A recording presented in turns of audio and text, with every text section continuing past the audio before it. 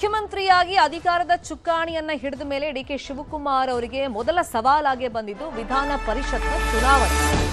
ಈ ಚುನಾವಣೆಯಲ್ಲಿ ಅದು ಒಂದು ಎಲೆಕ್ಷನ್ ಆಗಿದ್ರೂ ಕೂಡ ಎರಡು ಅಜೆಂಡಾಗಳನ್ನ ಮಾಡಿದ್ರು ಡಿಕೆ ಶಿವಕುಮಾರ್. ಈ ತಂತ್ರಗಳು ಫಲಿಸಿದೆ ಮತ್ತೆ ಡಿಕೆ ಶಿವಕುಮಾರ್ ಅವರ ಕೈ ಹಿಡಿದಿವೆ. ಕಾಂಗ್ರೆಸ್ನ 5 ಅಭ್ಯರ್ಥಿಗಳನ್ನ ಗೆಲ್ಲಿಸಿ ಚಾಣಾಕ್ಷ ನಡೆಯನ್ನ ಡಿಕೆ ಶಿವಕುಮಾರ್ ಇಟ್ಟಿದ್ದಾರೆ.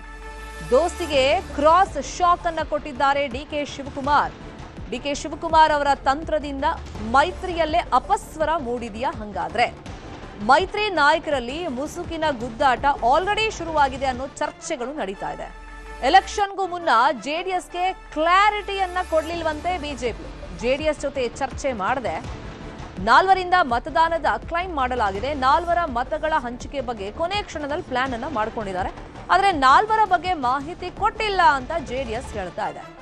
ಬಿಜೆಪಿ ಶಾಸಕರು ನಮಗೆ ಮತ ಹಾಕಿಲ್ಲ ಅಂತೇಳಿ ಜೆಡಿಎಸ್ನವರು ಅನುಮಾನವನ್ನ ವ್ಯಕ್ತಪಡಿಸ್ತಾ ಇದ್ದಾರೆ. ಇನ್ನು ಬಿಜೆಪಿ ನಡೆ ಬಗ್ಗೆ ಈಗ ಜೆಡಿಎಸ್ ಶಾಸಕರ ಸಭೆಯಲ್ಲಿ ಪ್ರಶ್ನೆ ಮಾಡಿರೋದು ಚರ್ಚಿತ ವಿಷಯ. ಇನ್ನು ಬಿಜೆಪಿಯಿಂದಲೇ ಹೆಚ್ಚು ಕ್ರಾಸ್ ವೋಟಿಂಗ್ ಆಗಿದೆ ಅಂತ ಹೇಳಿ ಜೆಡಿಎಸ್ ಅವರು ಹೇಳ್ತಾ ಇದ್ದಾರೆ. ನಮಗ್ ಮತ ಹಾಕದೆ ಅಂದ್ರೆ ಜೆಡಿಎಸ್ಗೆ ಮತ ಹಾಕದೆ ಕಾಂಗ್ರೆಸ್ಗೆ ಮತ ಹಾಕಿದ್ದಾರೆ ಅಂತೇಳಿ ಜೆಡಿಎಸ್ ಅವರು ಕಿಡಿಕಾರ್ತಾ ಇದ್ದಾರೆ. ಡಿಕೆ ಶಿವಕುಮಾರ್ ಕೊಟ್ಟಂತ ಶಾಕ್ ನಿಂದ ಈಗ ಮಿತ್ರ ಪಕ್ಷಗಳಲ್ಲೇ ಜಟಾಪಟಿ ನಡೀತಾ ಇದೆ. ಸರಿಯಾಗಿ ಮಾಹಿತಿ ಕೊಟ್ಟಿಲ್ಲ ಅಂತೇಳಿ ಬಿಜೆಪಿ ಅವ್ರ ಮೇಲೆ ಜೆಡಿಎಸ್ ಅವರು ಆರೋಪ ಮಾಡ್ತಾ ಕೊನೆ ಹಂತದಲ್ಲಿ 4 ಮತಗಳ ಬಗ್ಗೆ ಕ್ಲಾರಿಟಿನೇ ನಮಗೆ ಕೊಡ್ಲಿಲ್ಲ. ಮತ್ತೆ ಬಿಜೆಪಿ ಅವರು ಜೆಡಿಎಸ್ ಅವ್ರಿಗೆ ಹಾಕಿಲ್ಲ, ಕಾಂಗ್ರೆಸ್ ಅವರಿಗೆ ಕ್ರಾಸ್ ಔಟ್ ಮಾಡ್ಬಿಟ್ಟಿದ್ದಾರೆ. ಜೆಡಿಎಸ್ನ ಶಾಸಕರು ಹೆಚ್ಚಾಗಿ ಕ್ರಾಸ್ ವೋಟ್ ಮಾಡಿರೋದಲ್ಲ, ಬಿಜೆಪಿ ಅವರೇ ಹೆಚ್ಚಾಗಿ ಕ್ರಾಸ್ ವೋಟ್ ಮಾಡಿದ್ದಾರೆ ಅಂತ ಹೇಳ್ತಾ ಇದ್ದಾರೆ ಜೆಡಿಎಸ್ ಅವರು. ಈಗ ಮೈತ್ರಿಯಲ್ಲೇ ಈ ಎಲೆಕ್ಷನ್ನ ಒಂದು ಫಲಿತಾಂಶ, ಪರಿಷತ್ ಚುನಾವಣೆಯ ಫಲಿತಾಂಶ, ಈ ಅಡ್ಡ ಮತದಾನ ಅನ್ನೋದೇನಿದೆ ಬಿರುಕನ್ನ ಮೂಡಿಸಿದ್ಯಾ? ಇನ್ನು ಪರಿಷತ್ನಲ್ಲಿ ಅಡ್ಡ ಮತದಾನಕ್ಕೆ ಕುಮಾರಸ್ವಾಮಿ ಅವರು ಬೇಸರವನ್ನ ವ್ಯಕ್ತಪಡಿಸಿದ್ದಾರೆ. ಶಾಸಕರ ಸಭೆಯಲ್ಲಿ ಹತಾಶೆಯಲ್ಲೇ ಕುಮಾರಸ್ವಾಮಿ ಅವರು ಮಾತಾಡಿದ್ದಾರೆ. ಯಾರು ಅಡ್ಡ ಮತದಾನ ಮಾಡಿದ್ದು ಅಂತ ಗೊತ್ತಿದೆ, ಆದ್ರೆ ಅಡ್ಡ ಮತದಾನ ಮಾಡಿದ್ ಯಾರು ಅಂತ ಬಾಯ್ಬಿಟ್ಟು ಹೇಳಲ್ಲ, ಆದ್ರೆ ಗೊತ್ತಿದೆ. ಪಕ್ಷ ಎಲ್ಲ ಕೊಟ್ಟಿದೆ, ಆದ್ರೆ ಪಕ್ಷಕ್ಕೆ ದ್ರೋಹ ಮಾಡಿದ್ ಯಾಕೆ ಅಂತ ಹೇಳಿ ಬೇಸರವನ್ನ ಹೊರಹಾಕಿದ್ದಾರೆ. ಕಾಂಗ್ರೆಸ್ಸಿಗೆ ಹೋಗೋರು ಈಗಲೇ ಹೋಗಿ ಅಂತಾನು ಕೂಡ ವಾರ್ನಿಂಗ್ ಅನ್ನ ಕೊಟ್ಟಿದ್ದಾರೆ. ವಿಧಾನಸಭೆ ಚುನಾವಣೆ ವೇಳೆ ಕೊನೆಯಲ್ಲಿ ಕೈ ಕೊಡಬೇಡಿ, ನೀವು ನಮಗೆ ಕೊನೆಯಲ್ಲಿ ಇಕ್ಕಟ್ಟಿಗೆ ಸಿಕ್ಕಿಸಬೇಡಿ ಅಂತ ಹೇಳಿ ವಾರ್ನಿಂಗ್ ಅನ್ನ ಕೊಟ್ಟಿದ್ದಾರೆ. ಈತ ಕ್ರಾಸ್ ವೋಟ್ ಮಾಡಿದವರನ್ನ ಕೂಡಲೇ ಉಚ್ಚಾಟಿಸಿ ಅಂತ ಹೇಳಿ ಹಿರಿಯ ಶಾಸಕರು ನಿನ್ನೆ ನಡೆದಂತ ಜೆಡಿಎಸ್ ಸಭೆಯಲ್ಲಿ ಒತ್ತಾಯವನ್ನ ಮಾಡಿದ್ದಾರೆ. ಪರಿಷತ್ನಲ್ಲಿ ಅಡ್ಡ ಮತದಾನಕ್ಕೆ ಈಗ ಕುಮಾರಸ್ವಾಮಿ ಅವರು ಬೇಸರವನ್ನ ವ್ಯಕ್ತಪಡಿಸಿದ್ದಾರೆ. ಇನ್ಫ್ಯಾಕ್ಟ್ ನಿನ್ನೆ ಬೆಳಬೆಳಗ್ಗೆ ಸುದ್ದಿಗೋಷ್ಠಿಯಲ್ಲಿ ಅವರು ಮಾತಾಡ್ತಾ ಹೇಳ್ತಾ ಇದ್ರು, ಯಾರನ್ನ ನಂಬಬೇಕು ಅಂತ ಅರ್ಥ ಆಗ್ತಿಲ್ಲ, ನಂಬದವರೇ ಹಿಂಗೆ ಮಾಡಿಬಿಟ್ರು. ಸೊ ನಂಬಿಕೆ ಅನ್ನೋ ಪಾಠವನ್ನ ಕಲಿಸಿದೆ ಈ ಒಂದು ಚುನಾವಣೆ ಅಂತ ಹೇಳ್ತಾ ಈಗ ಪಕ್ಷದಿಂದಲೇ ಉಚ್ಚಾಟನೆ ಮಾಡುವಂತ ನಿರ್ಧಾರಕ್ಕೂ ಬಂದಿದ್ದಾರೆ ಸಭೆಯಲ್ಲಿ ನಿನ್ನೆ ಅಂತ ಗೊತ್ತಾಗಿದೆ. ಇದೇ ವಿಷಯವಾಗಿ ಇನ್ನಷ್ಟು ಡೀಟೇಲ್ ಆಗಿ ಇನ್ಫಾರ್ಮೇಶನ್ ಅನ್ನು ಕೊಡ್ತಾ ಹೋಗೋದಕ್ಕೆ ನೇರ ಸಂಪರ್ಕದಲ್ಲಿ ಕನೆಕ್ಟ್ ಆಗಿದ್ದಾರೆ ನಮ್ಮ political bureau reporter Karthik. DK Shivakumar ಮಾಡಿದಂತ ಸ್ಟ್ರಾಟಜಿ ಈಗ ಮೈತ್ರಿಯಲ್ಲೇ ಬಿರುಕಿಗೆ ಕಾರಣವಾಯ್ತಾ ಅನ್ನೋ ಚರ್ಚೆ.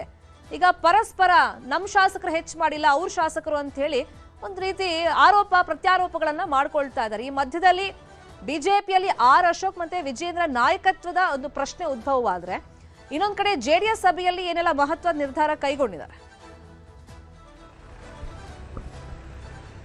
ಶ್ರೀಮಂತ ಶೆಟ್ಟಿ, ಪರಿಷತ್ ಚುನಾವಣೆಯಲ್ಲಿ ದೋಸ್ತಿ ನಾಯಕರಿಗೆ ಆದಂಥ ಹಿನ್ನಡೆ ಇದೆಯಲ್ಲ, ಇದು ಅವರ ನಡುವಿನ ಪರಸ್ಪರ ಸಂಬಂಧವನ್ನು ಕೂಡ ಹಾಳು ಮಾಡ್ತದೆ. ಜೊತೆಗೆ ಎರಡೂ ಪಕ್ಷದ ನಾಯಕರೇನಿದ್ದಾರೆ ಅವರಲ್ಲಿರ್ತಕ್ಕಂಥ ಶಾಸಕರ ಮೇಲೆಯೂ ಕೂಡ ಅನುಮಾನವನ್ನು ವ್ಯಕ್ತಪಡಿಸಬೇಕಾದಂಥ ಪರಿಸ್ಥಿತಿ ನಿರ್ಮಾಣ ಆಗಿದೆ. ಪ್ರಮುಖವಾಗಿ ಗಮನಿಸಬೇಕು, ನಿನ್ನೆ ಕುಮಾರಸ್ವಾಮಿ ಅವರು ಸಭೆಯನ್ನು ಮಾಡಿದ್ರು. ಆ ಒಂದು ಸಭೆಗೆ 15 ಶಾಸಕರು ಉಪಸ್ಥಿತರು ಕೂಡ ಇದ್ದರು. ಅಲ್ಲಿ ಚರ್ಚೆಯಾದಂಥ ವಿಚಾರ ಏನಪ್ಪ ಅಂತಂದರೆ, ಇಲ್ಲಿ ನಂಬದಂಥವರೇ ನಮಗೆ ಕೈ ಕೊಟ್ಟರಲ್ಲ ಅನ್ನುವಂಥ ಒಂದು ಪ್ರೀತಿಯಲ್ಲಿ ಕುಮಾರಸ್ವಾಮಿ ಅವರು ಬೇಸರವನ್ನು ಕೂಡ ಹೊರಹಾಕಿದ್ರು. ಜೊತೆಗೆ ಯಾವ ರೀತಿಯ ನಿರ್ಧಾರವನ್ನು ಕುಮಾರಸ್ವಾಮಿ ಅವರು ಮಾಡಿದ್ದಾರೆ ಅಂತಂದರೆ, ಇದು ಗುಪ್ತ ಮತದಾನ ಆಗಿರುವಂಥ ಕಾರಣಕ್ಕಾಗಿ ಇದೇ ಒಂದು ಉದ್ದೇಶವನ್ನು ಇಟ್ಟುಕೊಂಡು ಅಥವಾ ಇದೇ ಒಂದು ಕಾರಣವನ್ನು ಇಟ್ಟುಕೊಂಡು ಪಕ್ಷದಿಂದ ಉಚ್ಚಾಟನೆ ಮಾಡೋದಕ್ಕೆ ಸಾಧ್ಯ ಆಗೋದಿಲ್ಲ. ಅದರ ಬದಲಾಗಿ ಅವರನ್ನು ಪಕ್ಷದಲ್ಲಿ ತಟಸ್ಥ ಮಾಡುವಂಥದ್ದು ಅಥವಾ ಅದಕ್ಕೆ ಪರ್ಯಾಯವಾಗಿ ಅವರದೇ ಕ್ಷೇತ್ರದಲ್ಲಿ ಬೇರೆ ನಾಯಕರನ್ನ ಹುಟ್ಟು ಹಾಕಬೇಕು ಅನ್ನುವಂಥ ನಿಟ್ಟಿನಲ್ಲಿಯೂ ಕೂಡ ಚರ್ಚೆಗಳಾಗಿದೆ. ಅಂದರೆ ಮುಂದಿನ ಚುನಾವಣೆ ವೇಳೆಗೆ ಹೊಸ ನಾಯಕತ್ವವನ್ನು ಸೃಷ್ಟಿ ಮಾಡುವಂಥ ನಿಟ್ಟಿನಲ್ಲಿ ಈ ರೀತಿಯಾಗಿ ಪಕ್ಷಕ್ಕೆ ದ್ರೋಹ ಮಾಡಿದಂಥವ್ರಿಗೆ ಬುದ್ಧಿ ಕಲಿಸಬೇಕು ಅನ್ನುವಂಥ ಒಂದು ಯೋಚನೆಯನ್ನು ಕುಮಾರಸ್ವಾಮಿ ಅವರು ಮಾಡ್ಕೊಂಡಿದ್ದಾರೆ. ಅದರಂತೆ ಬಿಜೆಪಿಯಲ್ಲಿಯೂ ಕೂಡ ಈ ವಿಚಾರಕ್ಕೆ ಸಂಬಂಧಪಟ್ಟಂತೆ ಈಗಾಗಲೇ ಒಂದು ಸತ್ಯಶೋಧನಾ ಸಮಿತಿಯು ಕೂಡ ರಚನೆ ಆಗಿದೆ. ಆ ಸಮಿತಿಯನ್ನು ಸಿ ಟಿ ರವಿ ಅವರು ಸೇರಿದಂತೆ ಅನೇಕ 3 ಜನ ಇದ್ದಾರೆ.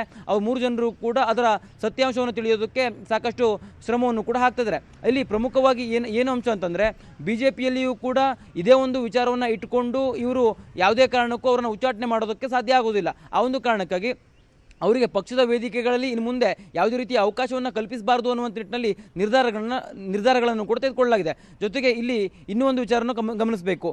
NDA ಮೈತ್ರಿಕೂಟದ ಅಭ್ಯರ್ಥಿಯಾಗಿದ್ದಂಥ ಗೋವಿಂದರಾಜು ಅವರಿಗೆ ಕಡಿಮೆ ಮತ ಏನು ಬಂದಿದೆಯಲ್ಲ, ಈ ಒಂದು ಕಾರಣಕ್ಕಾಗಿ ಈ ಕುಮಾರಸ್ವಾಮಿ ಅವರು BJPಯ ಜೊತೆಗೂ ಕೂಡ ಮುನಿಸನ್ನು ಹೊಂದಿದ್ದಾರೆ ಅನ್ನುವಂಥದ್ದು. ಯಾವ ಕಾರಣಕ್ಕಾಗಿ ಅಂತಂದರೆ BJP 29 ಓಟನ್ನು ಹಾಕಿಸಿಕೊಂಡ್ರೆ ನಮಗೆ 5 ಮತವನ್ನು ಕೊಡಬಹುದಿತ್ತು ಅನ್ನುವಂಥ ಲೆಕ್ಕಾಚಾರಗಳು ಕುಮಾರಸ್ವಾಮಿದೇ ಆಗಿತ್ತು. ಆದರೆ BJP ನಾಯಕರು 30 ಮತವನ್ನು ಹಾಕಿಸ್ಕೊಳ್ತಾರೆ ಅವರ ಅಭ್ಯರ್ಥಿಗೆ. ಜೊತೆಗೆ ಕೊಟ್ಟಿರ್ತಕ್ಕಂಥ 3 ಮತ ಇದೆಯಲ್ಲ, ಅದು ಕೂಡ JDSನ ಅಭ್ಯರ್ಥಿಗೆ ಬಂದಿಲ್ಲ ಅನ್ನುವಂಥ ಪ್ರಶ್ನೆಗಳನ್ನು ನಿನ್ನೆ ಕುಮಾರಸ್ವಾಮಿ ಅವರು ನಡೆಸಿದಂಥ ಸಭೆಗಳಲ್ಲಿ ಅವ್ರದ್ದೇ ಆದಂಥ MLAಗಳು ಹೇಳ್ತಾ ಇದ್ದಾರೆ. ನಾವೆಲ್ಲರೂ ನಮ್ಮ ಪಕ್ಷದ ಅಭ್ಯರ್ಥಿಗೆ ಓಟನ್ನು ಹಾಕಿದ್ದೇವೆ, ಆದರೆ BJPಯ ಒಂದೇ ಒಂದು ಮತವು ಕೂಡ ನಮ್ಮ ಅಭ್ಯರ್ಥಿಗೆ ಬಂದಿಲ್ಲ ಅನ್ನುವಂಥ ಪ್ರಶ್ನೆಗಳು ನಿನ್ನೆ JDSನ ಸಭೆಯಲ್ಲಿ ಅಲ್ಲಿ ಉದ್ಭವವಾಗಿರುವಂಥದ್ದು. ಅಂದರೆ ಈ ರೀತಿಯಾಗಿ ಗೊಂದಲಗಳಿಗೆ ಈ ಒಂದು ಪರಿಷತ್ ಚುನಾವಣೆ ಸೃಷ್ಟಿಯಾಗಿದೆ. ಜೊತೆಗೆ NDA ಮೈತ್ರಿಕೂಟದಲ್ಲೂ ಕೂಡ ಈ ಒಂದು ಪರಿಷತ್ನ ಚುನಾವಣೆಯ ಫಲಿತಾಂಶ ಬಿರುಕನ್ನು ಕೂಡ ತರಿಸುವಂಥ ಸಾಧ್ಯತೆಗಳು ಇರ್ತಕ್ಕಂಥದ್ದು. ಶಮಿತಾ ಶೆಟ್ಟಿ, ಫಾಲೋ ಅಪ್ ಮಾಡೋಣ ಮುಂದೇನಾಗುತ್ತೆ ಅಂತ. ಥ್ಯಾಂಕ್ ಯು ಕಾರ್ತಿಕ್, ಈ ಕ್ಷಣದ ಮಾಹಿತಿಯನ್ನು ಕೊಟ್ಟಿದ್ದಕ್ಕೆ.